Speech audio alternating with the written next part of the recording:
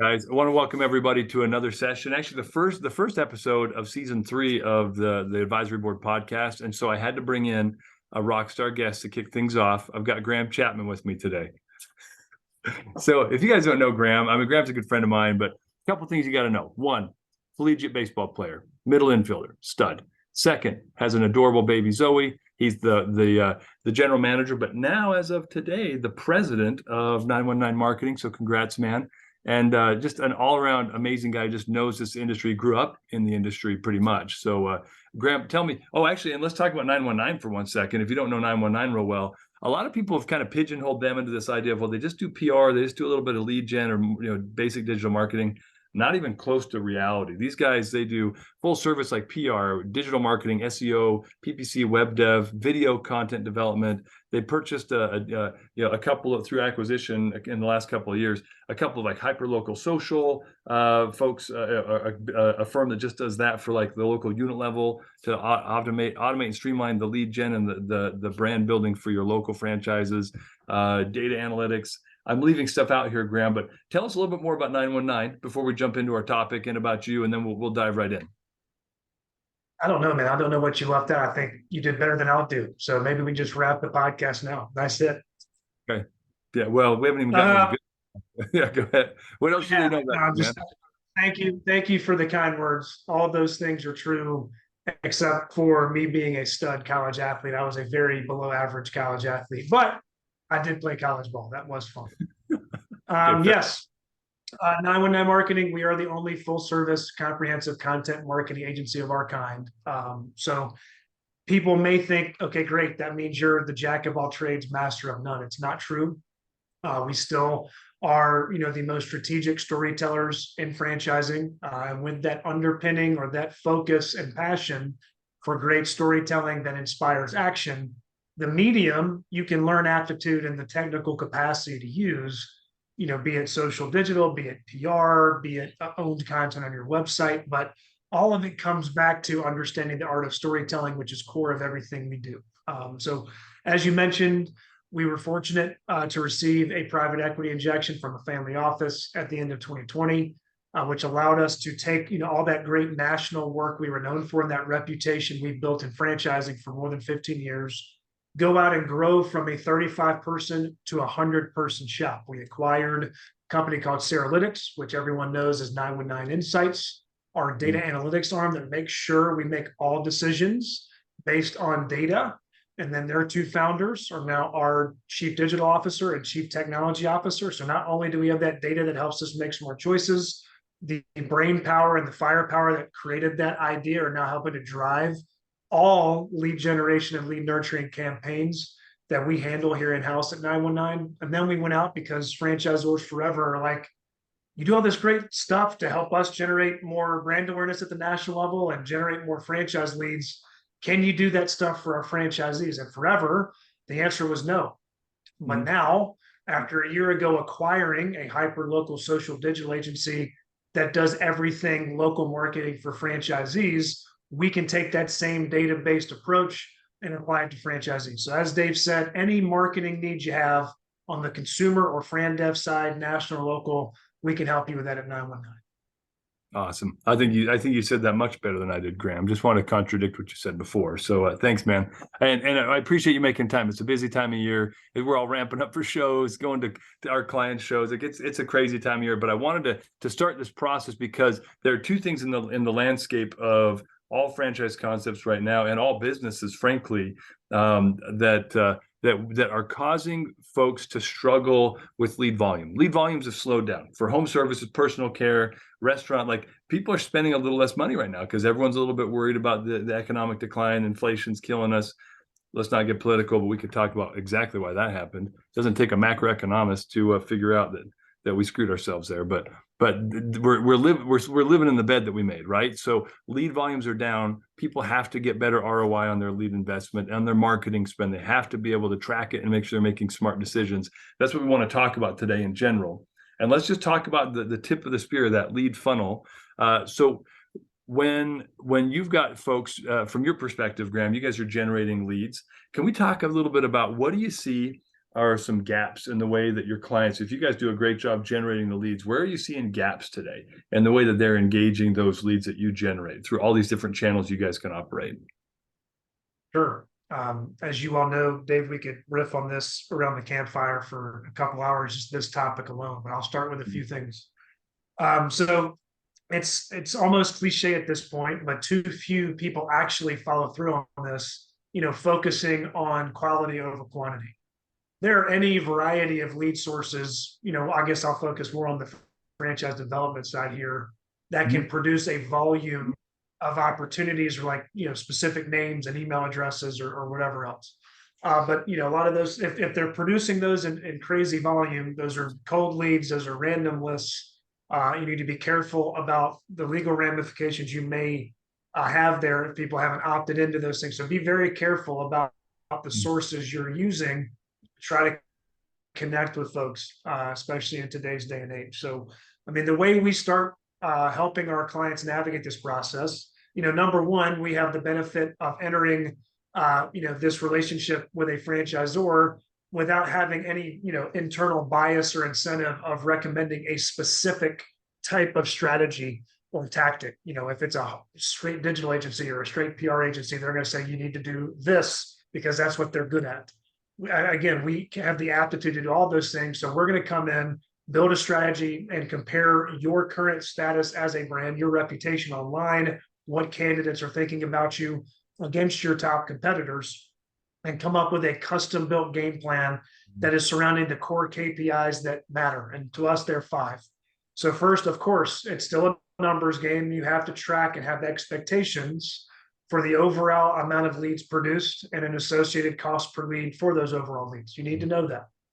Most important to us, the core KPI to evaluate our success as an outsourced comprehensive franchise development marketing agency, or how many marketing qualified leads that we can help produce. So these are leads that are in the right market, that have the financial capacity to own the business, have filled out a form or expressed an other mode of communication that they're interested in learning more about your brand in particular.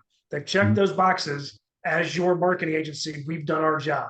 We've connected people in the right place, with the right money, with the desire to act and an interest in your brand. At that point from there, we don't stop helping you track that and just say, get lucky, hope you can make this work.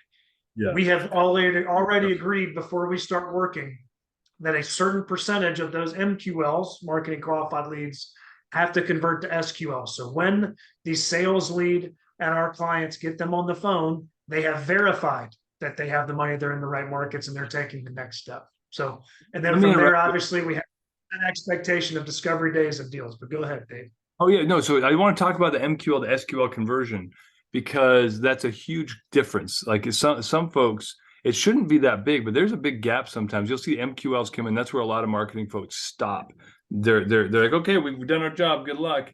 But the reason why I love that you guys track SQLs is because you can generate leads that seem to fit the bill, and you've done your job. And yet, if you're seeing that there's a consistent issue in those leads converting, then sometimes you have to really question, maybe it's the language used in the ads, maybe it's the channel itself is not producing the right quality of candidates that appear to be good, but then fall through the cracks. Like that, I think that's really powerful. So what led you guys to start tracking SQL conversion from MQL? Because a lot of marketing firms don't do that. Because that's where it proves that we are willing to treat this as a team game with our clients. Producing MQLs is our job. Taking SQLs to the finish line is on the client side, on the sales team side, and having a mutual understanding of how many MQLs have to convert to SQLs is where it comes together, that we've produced enough of those MQLs that really are legit, that the sales team has enough proverbial trips to the plate, that they are held accountable to the metrics that they've agreed to. It creates accountability. It creates a shared attention on the numbers. And the only way this works, and where a lot of, agency client relationships get in trouble, is that they just talk about a volume of leads they're going to produce up front without thinking through projecting out how those go through the funnel and who needs to do what on which side to ensure success. Mm-hmm. Yeah, amen. And plus, now I interrupted you. You're about to share the last 2 metrics, but it also, I think, is going to feed right into the next couple of metrics you talk about, the KPIs. Oh, yeah. I mean, look, the other 2 are, there's and not everyone calls them discovery days. But whatever that last stage is in the process, where, in today's world, you might be having these virtually, which has altered the expectation of how many advance to a discovery day.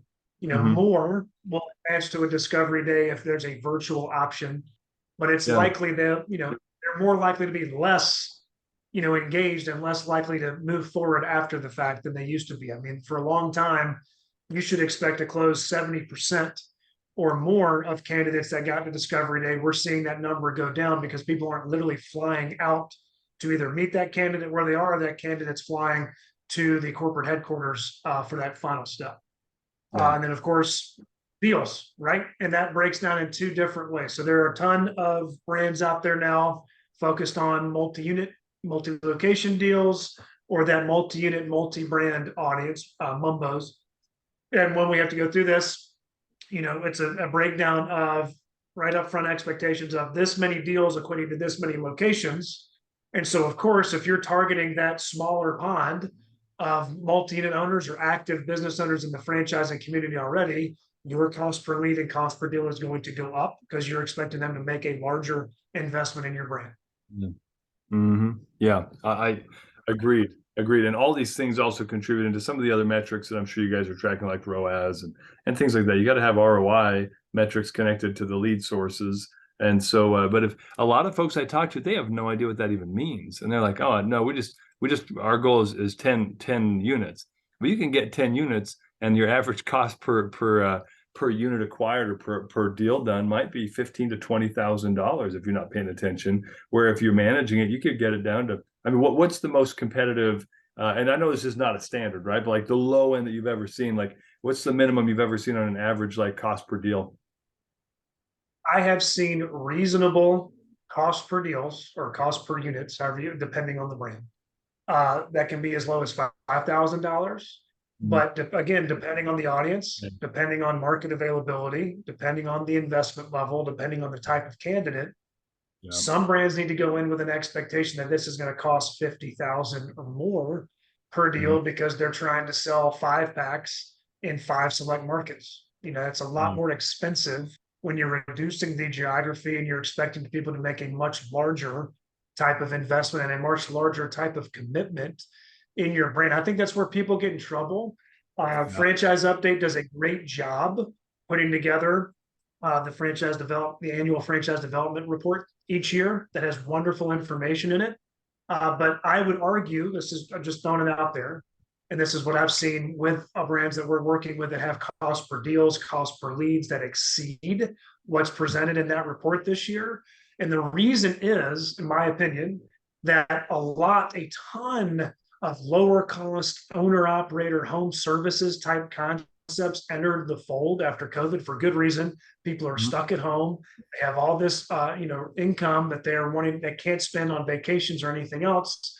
They typically Mhm. invest their discretionary income in, and they look at their kitchen or they look at their porch, or they look at the trees in their backyard, and that's where they invest their money. So a ton of those new home services brands took off. A ton of existing ones sold a ton of locations, and their franchisees did Yep. very well improving validation. So when you're talking about that type of investment, lower cost for entry, a much larger pool of candidates with the advent of so many of those selling so many locations over the past few years, that's where the cost per deal and cost per lead went down. And a Yeah. conversion rate of overall leads up to 3% is way beyond what we typically see as far as an overall lead to close ratio in the franchise development space. Yeah, yeah, I have to agree with you because it's a great tool. I love it. When it came in, I was like, oh, good. The annual report came in. Like I was actually excited to read it. Helpful baseline. It's very helpful, and they Yes, do a great job. I'm not crediting the numbers at all. not at all. No, I don't take it that way. In fact, we can get number nerdy for just a second. I got to push the glasses up for this, but the challenge is really a standard deviation comparison, and also the like you said, the market comparison. Like so many, there are a lot of those brands. I work with tons of them, and they're amazing and they're growing. I'm tempted to buy one every now and then because I'm like, good gosh, like your AUV is so high, your payback on the initial investment is 9 months. Like that's a no brainer to anyone who's thinking about investing, but.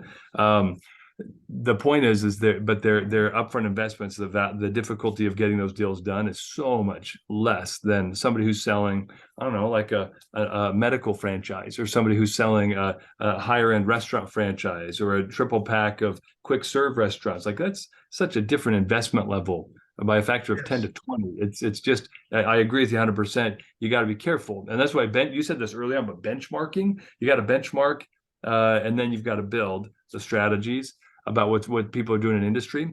If you're not benchmarking, maybe we got to riff on this for a second. If you're not benchmarking against people, your competitors in whatever space you're in, and don't lie to yourself and say you don't have competitors. Everyone's got competitors in their space from the consumer's perspective of buying. So if you're not doing that benchmarking up front and figuring out like what's your competitive advantage, how are you better, and also how are you different, then you're really going to get into trouble. And especially when you're trying to do comparisons against industry-wide data, because it's such a variety of options when it comes to franchises. Yeah, no question. That's why we are so adamant about setting up scorecards and having an expectation of what we are projected to do based on the budget, based on goals, based on category experience. It's always surprising to me how few brands, even those that are legacy and established, have a good firm understanding of what, previous year cost per lead, cost per deal, cost per qualified lead, in this instance MQLs. And that's part of, Dave, why we've been so adamant about breaking up a difference between MQLs and SQLs, because again, to no discredit to what Franchise Update puts together, they've only labeled them as qualified leads to close. Does that mean marketing qualified, or does that mean sales qualified? So we're trying to help our clients have a really strong understanding of what our job is, what their job is, and what the distinction is between those two different lead statuses. Yeah, and frankly, people need to be thinking about it with their own model in mind, because the way you break it down is actually really great. It aligns with other industries that I've seen that are best practices, and yet a lot of franchise owners, let's talk Frandev for a second, they're not tracking it in that way, so they have no idea the real ROI on the leads and also the quality of the lead sources. So there's no feedback loop to then say, let's dump more money into that lead source because it's producing a higher number of sales qualified leads, where that one has a higher number of marketing qualified leads and a fewer number of sales qualified leads. That actually represents a gap in human capital waste, right? And if that lead source generating a whole bunch of people are like, yeah, on the surface I seem like I'm ready, then you chase them all, and then a much smaller percentage come out the door. That's actually killing your team's resources, and that's one of the most limited resources in franchising is team resources. Yeah. Well, look, this is not all doom and gloom. It's really not the franchisor's fault. Most of the time, they don't have this information. They are trying to do a great job to support their franchisees and to ensure their success. So most of the resources and most of the money, when they're looking at how they're spending their budgets for upcoming years, is devoted to consumer side marketing efforts and doing what they can to support the franchise network and make sure it's successful. All too often, the franchise development budget is an afterthought to that initial budget on the consumer side. And, there's one person or two people on the Frandev side having to borrow marketing resources or someone else to jump in and take them away from what they're focused on the consumer side. So all too infrequently do franchise development teams have enough resources in their department to do their job well. And moreover, all too seldom do they have people with real B2B franchise development, franchise candidate acquisition experience helping to lead those marketing and sales efforts. Yeah, no, I hear you. And the net result, like, so what is the net result then with that team when they're pulled in multiple directions, they don't have expertise? What do you see often? I'm sure you're coming into this and helping to clean it up, but what do you find they're doing with their time, and where are they wasting effort? Well, I don't know if they're wasting effort. They just don't have enough time in the day for the resources they have. I mean, look, I'll cop to it. As a marketing agency for most of our more than 25 years in business, like a lot of marketing agencies, we do a great job boosting brand awareness for our clients and are sort of that proverbial cobbler with the worst shoes in town, where we have not always done a great job of promoting ourselves consistently, because everyone in the building is devoted and dedicated to supporting our clients and building and maintaining our reputation as a helpful provider and a helpful partner to them. And the same is true of corporate franchisor teams. A lot of the time and the resources and attention are spent on how do we support the people who have bought into our business, bought into our vision? How do we ensure they're successful? Because it is true. You can build a robust fran dev team, but if the 25 franchisees you've already brought into the system aren't succeeding and don't feel like they have the support of the corporate office, they're not going to validate for the brand, and you're going to have a really difficult time selling any additional franchisees to the right people or franchise locations to the right people. Yeah, agreed. Well, and plus, at the end of the day, the franchisor's job is to make sure that they're successful enough, that enough revenue is coming in from the royalties that they can afford to keep reinvesting in the business. And so, yeah, Yes. they have to. I agree. I see it all the time. That and frankly, that's where the attention should be focused.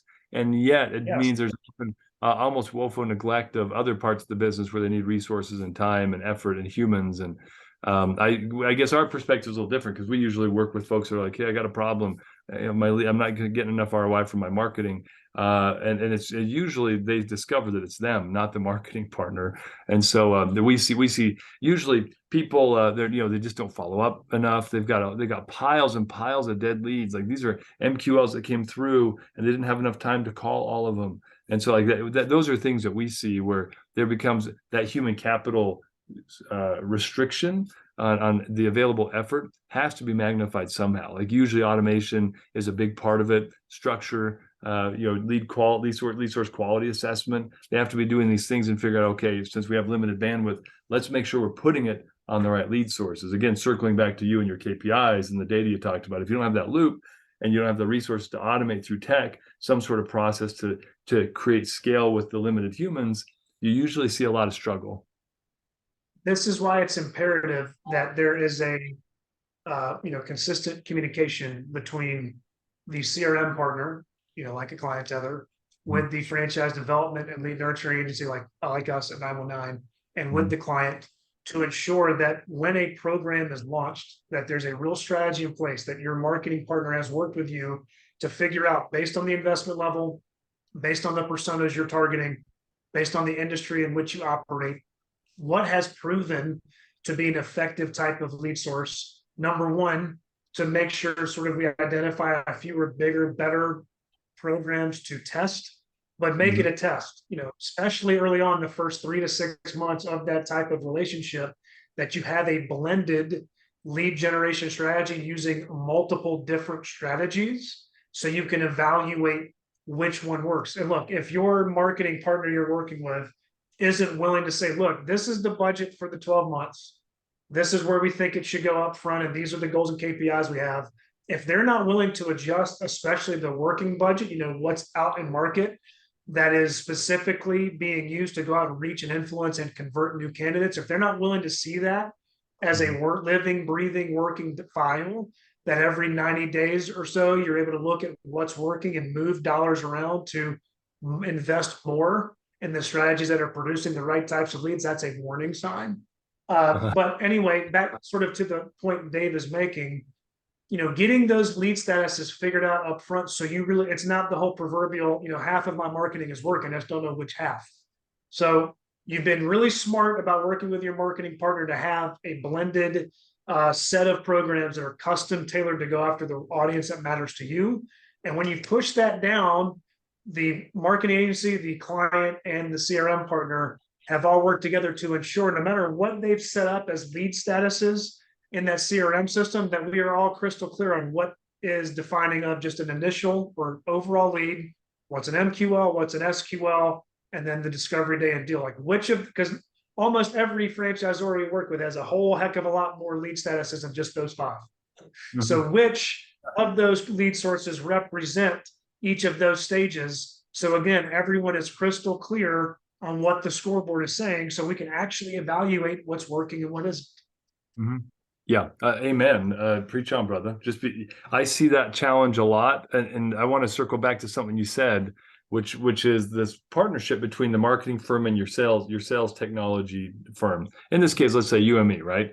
What I found is when there's not a partnership there, it's usually because of technical limitations, or sometimes because I have worked with a few small boutique firms. None, I obviously won't say any names, but where I perceive that they're a little afraid for the data to be apparent, like to actually give total visibility to the franchise system about what's really happening with the lead sources. I bumped into that before, but again, we talk about red flags. If you're working with a marketing firm and they're not 100% committed to engaging with your sales technology partner to make sure that the data is flowing and the data is circling back and there's true analytics and insights, I would definitely run away screaming, because there's obfuscation. They're trying to bury some of the information, or maybe they're not comfortable analyzing it and giving you detailed reports on a quarterly basis to, like you said, Graham, reevaluate spend. My advice to everyone is, especially when they're working, like a lot of people like to work with portal leads for like lower investment franchises. You can turn a lot of revenue out of those, but any lead channel, portal or digital or social, if you're not evaluating that every month and then every quarter, and then you should always have a couple of parallels that are running in the same lead gen sector, and then you got to figure out which one you're going to stop spending money on and which one you're going to invest more money on every quarter. And that way and then you insert a new one. Then your A/B test involves now a new lead source because you dropped the one that wasn't producing. And it's crazy because some people will swear like Franchise Gator's the best, or this is the best, or CTL is the best on like the portal leads, or my social is killing it, and my Instagram is amazing. And somebody in the same sector will say the opposite. Like, I hate Facebook leads; they're the worst. I always smile because I'm like, well, if you hate him, he's generating 10 units a year just off of Facebook. So whatever you hate on, but yeah, depends on all these factors that we've talked about. Look, I mean, if anyone has the silver bullet for what's going to work every time, tell me and Dave. We'll invest a lot of money in it, and then we can go buy an island somewhere. Sounds great. yeah, I'm here for it. There is none. Yeah, I agree. You're right. I mean, look, you should not shun or look down upon any type of strategy. I've seen them all work, again, contingent upon the investment level, territory availability, persona targeting. There are a lot of factors that go in to developing that strategy up front. That's why I keep going back to it being core to what we do. We figure out what people, based on you, who you are as a brand and your competitive set. And mind you, that is not necessarily the same competitive set that you have on the consumer side. The people that you're going up against in the franchise development channel could be completely different to who you're going up with at the franchisee level. So once we have that information, we figure out, based on sort of that universe of searches and queries that are happening in that particular segment, who's winning the online battle and why, what's actually driving conversions, what topics are driving conversions, what sources are driving conversions. And we use that to build that upfront game plan and that strategy. Look, as you said, like, portals get a bad rap for a lot of good reasons, but they're not a complete waste of time all the time. They are cheap. They produce cheap leads. They're going to produce a volume of leads, but you have to be staffed with someone who's going to sift through a ton of stuff, a ton of leads to find the gold.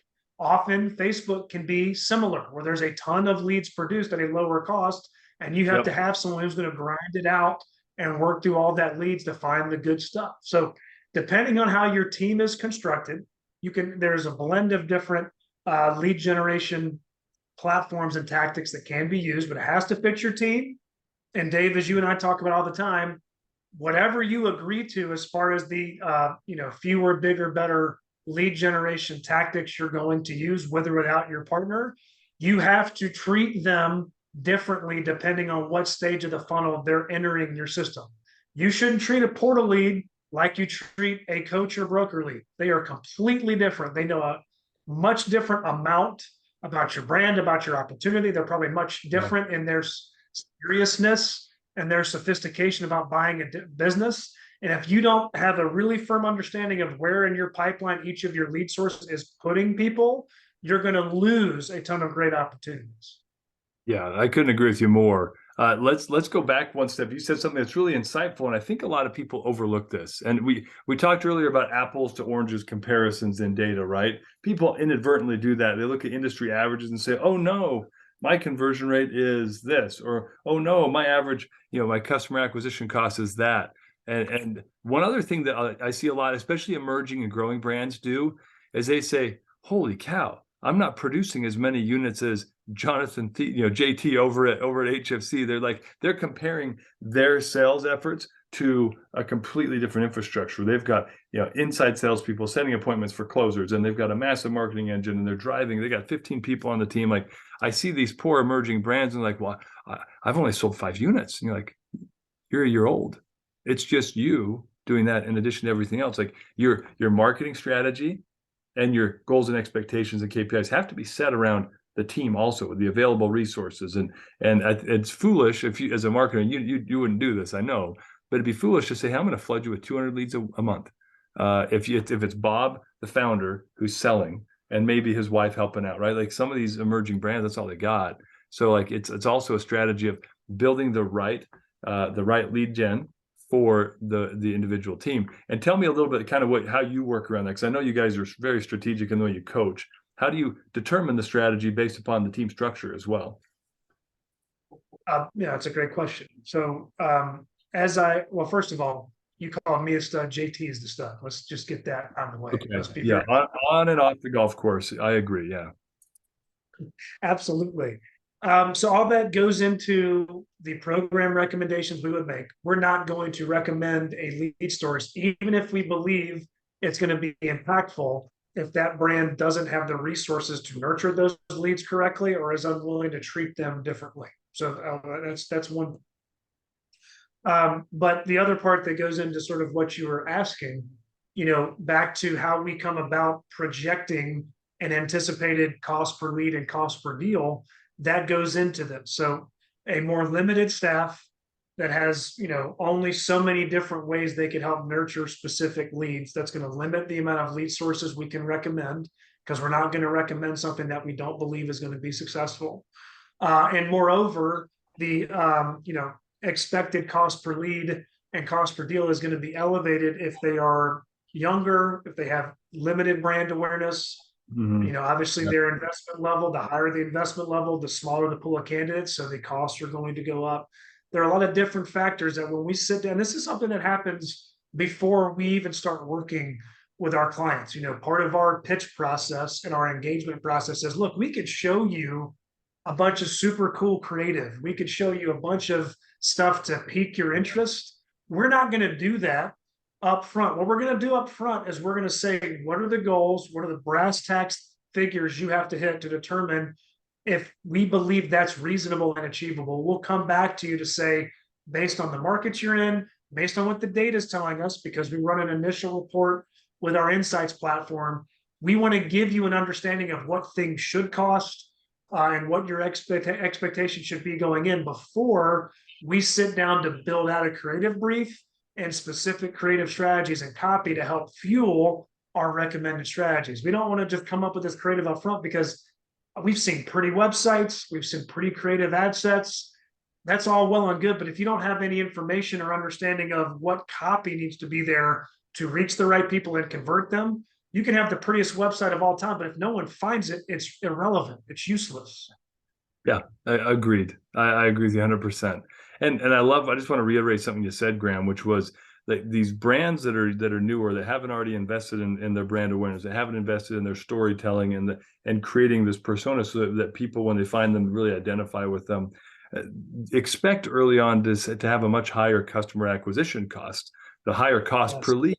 Maybe you haven't optimized all your SEO on your landing pages. You're going to pay more per click if you're doing any sort of cost per click, because the landing page alignment with the search terms and the ranking and the domain authority is lower. So you just have to accept that this is the way it is. It's not abnormal. And when you see these industry averages, you might not fit into them in your first 2 years, but it gives you something you can work toward, as long as that's a benchmark for your category of size and type and investment level.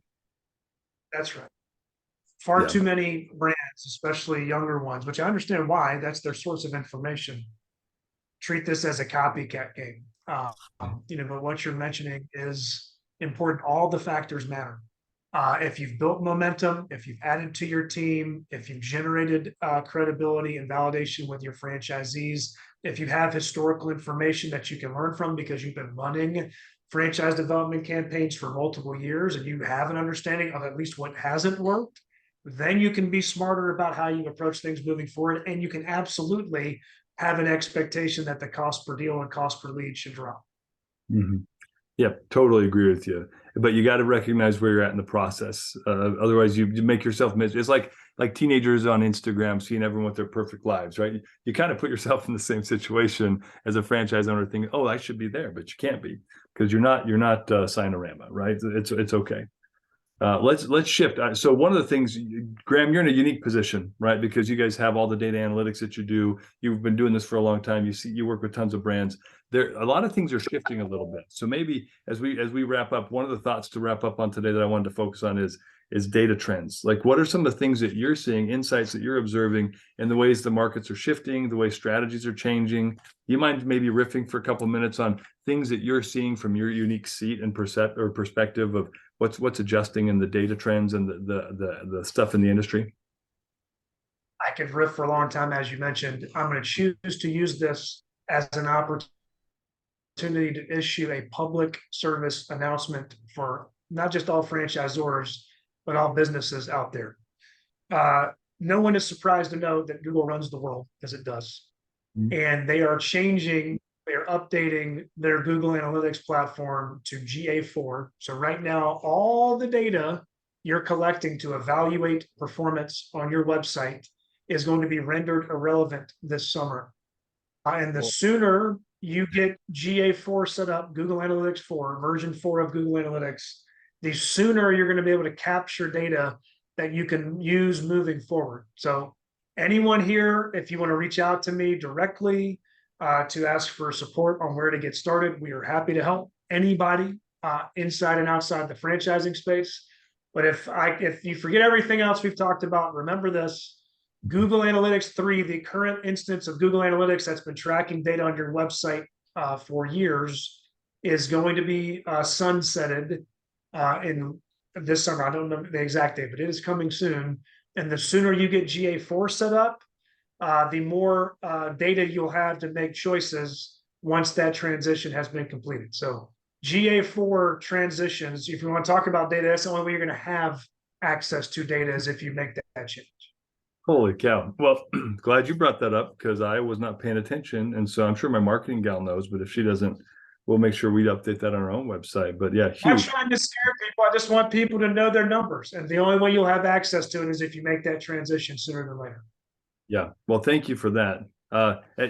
Graham, I think you and I could probably riff for another hour and a half about all sorts of stuff, but parting thoughts, anything else that, emerging, growing, even established brands you're seeing that they need to be paying attention to now more than ever? Yeah. Look, this is a fun time to be in the franchising space, always the case, but emerging from a pandemic, we're about to go to the most well-attended IFA annual convention in many, many years, with a lot of excitement, a lot of buzz, a lot of momentum. There are so many different resources out there for emerging franchisors. Shameless plug from me is our mastermind community, Zor Forum, that I started with my friends Dave Pasgan and Stan Friedman to create a community for emerging franchisors trying to figure this stuff out, who don't have multiple years to waste and an endless amount of money to spend testing and trying things. We can help plug you in with our great franchisees, including Johnny Franchise, Jerry Henley, and others, to the right types of partners to help you make smart choices on trying to figure out this crazy world of franchise. Yeah, there's a lot. I appreciate you guys are doing that because it's a lot of effort, and but it's a service that's desperately needed in the space. So thanks for doing that. I'll wrap up on a thought, not doom and gloom, because there's a huge opportunity right now. So as economic downturns happen, it's reverse cyclical on the franchise sales side, depending upon the industry, right, that you're in. So it's the right time to really stop and evaluate your strategy, because if you can create a system that seals up more and more holes in your bucket, your lead flow buckets, your funnels, through automation, through tools, whatever, get smarter about the way you're following up with the leads, because there will be fewer of them, but the quality of them tends to go up. There will be a period of time where it's cruddy, then the quality will go up, and then you'll be able to capture a higher percentage of them than you're used to if you have the right tools in place and you're following analytics and getting into the right lead channels now. I would highly recommend you get really think today, like you're probably gonna have to be thinking in July and August when okay, let's reevaluate budgets, let's get a little more frugal, but let's get very strategic. If you're thinking that way today, then you're going to eat up a lot of market share when everybody else is panicking and trying to do that in June and July this year. So that's all I'd say. Huge opportunities this year if you're thinking about it today. Last question for you. How much did Red pay you to wear that hat? He didn't. I love trucker hats, and so they hit a home run with me. A patch trucker hat. Get me one. I'll wear it all day long, man. I love. It's the baseball coach in me. Like I can hardly live without a hat on my head. Not gonna lie. Well, I mean, the quintessential franchising influencer, Red Boswell. Salute. Yeah, amen. Tip of the hat to the man. Hey, Graham, thanks for your time today. You're awesome. We'll probably have to have you on again because I feel like we could suck a lot more insights out of you. Thanks for inviting me, Dave. I appreciate it. Yeah, my pleasure. See you, my friend.